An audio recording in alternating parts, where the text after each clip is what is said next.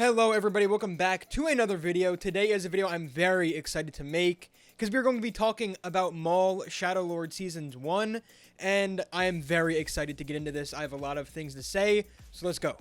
So starting off, going into this season, I was very excited, obviously. I mean, Sam Witwer coming back as Maul, Dave Filoni working on the project and saying that it's kind of going to be a nod to what George Lucas wanted his sequel trilogy to be. So I was very excited to see that. Obviously, Maul coming back. And then we got the trailer with the animation looking absolutely beautiful. So I was super excited before this show came out.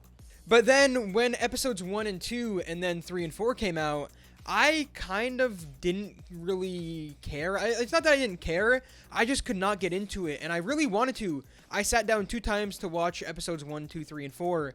And I just ended up having to turn them off after episode 1. Not because I didn't like them. Just either like something came up or something like that. And then I just never got back to them. But I finally sat down and watched the first 4 episodes, 1, 2, 3, 4, all in one sitting. And I was instantly hooked. I mean, right off the bat, this show is just so amazing. I think the best thing this show does is introduce all of these new characters. I think the new characters are the second best thing in the show. I think Docky, Devin, Lawson, and Riley, and Two Boots, all of them are amazing characters, and you just instantly feel a connection to them. You feel bad when something bad happens. Like, they instantly make you feel for these characters, and I think that is kind of hard nowadays, especially in a show that's 10 episodes long.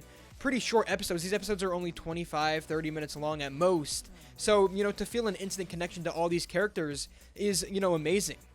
I love all the conflicts they have between these characters when Docky and Devin, you know, they show Docky is more of obviously a more traditional Jedi who's like, you can't give in to your hate at all. You know, the Sith are all bad. But then when Maul is telling Devin these things, she's kind of like, maybe this guy has, you know, a point. Maybe some of the things he's saying is true, and she has to kind of battle with the thought of like, no, but that's bad. That's the dark side. I really love all the stuff they did with Docky and Devin up until the last episode. I think it was all great. And then on the flip side, you have Riley and his dad Lawson, all of their conflicts with like kind of Lawson not being there as a dad, their mom working for the Empire, and Lawson not liking the Empire. So obviously there's some issues going on there with him and his wife, and I'm pretty sure they split up because then he's hanging out with that one lady in like the casino. I really loved everything that was going on with all of these characters. Every single storyline felt so important.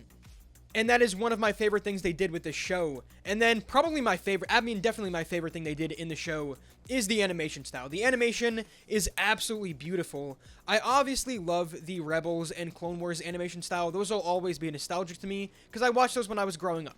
But this animation style, I hope they keep it for every Star Wars project in the future that they do. That's animated, obviously. But I love it so much. It is so beautiful. There is never a boring shot in this entire show. I like pause it at any single moment. I think there might be one bad moment that looks a little bit iffy. Other than that, literally every single shot is so beautiful. The colors are so amazing. And the fight scenes in this show are honestly breathtaking. The way they are able to choreograph these fights, where you have 5 or 6 characters fighting each other all at once, but you can still follow along and everything makes sense. It's never blurry. It's never, you know, the choreography is just absolutely stunning.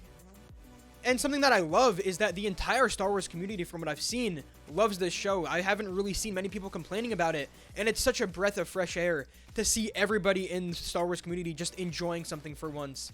Nobody's complaining. Everybody's just talking about how awesome the finale was, how awesome all these fight scenes are, how cool the Inquisitors are. Like, it's such a breath of fresh air for everybody to be just enjoying stuff and getting along for once, because the Star Wars community is the most miserable place on Earth, and for everybody to be enjoying stuff is just so much fun.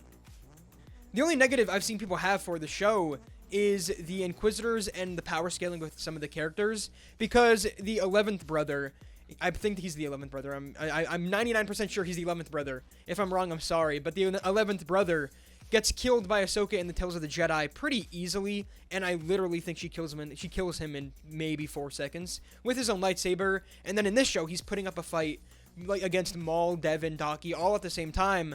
And my answer for that is you kind of have to just accept that they're going to make some characters weaker for certain projects and some characters stronger. It stinks, but like you cannot have, like Darth Vader comes in episode 10. I'll talk about that in a minute. But you cannot have him just immediately killing Maul, Devin, and Daki, which he absolutely could have. You cannot have him doing that because then the show is useless. So some characters are going to be nerfed, some characters are going to be weaker, some are going to be stronger. It just depends on the project, and unfortunately that's just how it is because storytelling needs to have a coherent story throughout 10 episodes. We can't just have them killing each other in the first episode. It wouldn't make sense and it would suck. So yes, power scaling issues are annoying, but it's just something that you're going to have to live with, and I've kind of just come to accept it already. I mean, look at Invincible, one of my favorite shows at the moment and probably of all time. Some of the worst power scaling I've ever seen, but I still love it and I still just kind of accept it because it's how it's got to be. But then moving on over to the finale, I want to talk about it for a little bit. I've already been talking for probably like 5 minutes. I want to keep this kind of short and sweet. I don't want to be talking for too long. But episodes 9 and 10 came out yesterday as I'm recording this. This will probably come out either today or tomorrow. I'm not too sure. But those episodes were absolutely insane. I loved, you know, the ending of episode 9, the cliffhanger. Not cliffhanger, the episode came out at the same time, so you don't have to wait for anything. But we seeing Vader just walk out with the blue lighting and then seeing his lightsaber igniting and just the red light like overtaking him is just so awesome. And then episode 10 is just a non-stop fight with Vader and the Inquisitors, and you see all of these characters just dying like back to back to back to back. So many characters died in episode 9, and then Daki and Lawson dying in episode 10. But I'm not gonna lie, I do think that Lawson is still alive. I don't think they would have showed the shot of him seeing that Maul betrayed Daki. I don't think they would have showed him seeing that and having a reaction to that if they were just going to kill him off. I think he's going to come back in season 2, and he's going to be the thing that causes Devin to leave Maul and turn against him. I think Maul and Devin are going to have a big fight at the end of season 2, and I think Lawson is going to tell her he betrayed Daki. He killed Daki, basically, and that's what is going to cause that switch and cause the conflict there. Because we know in Rebels, Maul is alone. He doesn't have an apprentice anymore. So either Devin is dead, or she left him and has her own path now and is doing something else. And I think that's going to be a very fun and interesting story aspect to see in season 2, and I cannot wait for it. Another funny thing about the finale is throughout these last couple episodes, I forgot that Maul is a bad guy. It felt like he was going to just help Daki and Devin onto this ship along with Lawson and everybody else, and that he was just kind of on their side now. And it was so upsetting to see that, no, he's still bad, obviously, and he turned on Daki and got him killed. I was so upset because you forget that, you know, he's helping these people out, but he's just doing it for selfish reasons to later betray Daki and get Devin so mad that she gives in to the dark side and now is letting him train her. Obviously, it's a great story aspect, and I love that they did it, but it was so upsetting to see. But I'm just so excited for season 2. I cannot wait to see these Inquisitors again. I don't think Marak is dead. I think he just got pushed off of that cliff. I think he'll be fine. So if we get both Marak and the 11th brother back in season 2, along with Vader maybe. I don't know if we'll see Vader in season 2. I feel like we might not. I feel like they kind of just pulled that out for... Pause. They kind of pulled that out for season 1, but now they're going to leave it for season 2 and just have it more of a Maul Devin story. And then the big fight is going to be between them in season 2. Either way, I'm so excited to see what they do. I don't know how far into production they are. I know they started before season 1 came out, but I mean, it probably takes a while. The animation is insane, so I wouldn't be surprised if we get it in later 2027, early 2028. Hopefully we don't have to wait that long, because I need to see where this story goes, but I'm willing to wait however long we have to wait. But I think that's about it.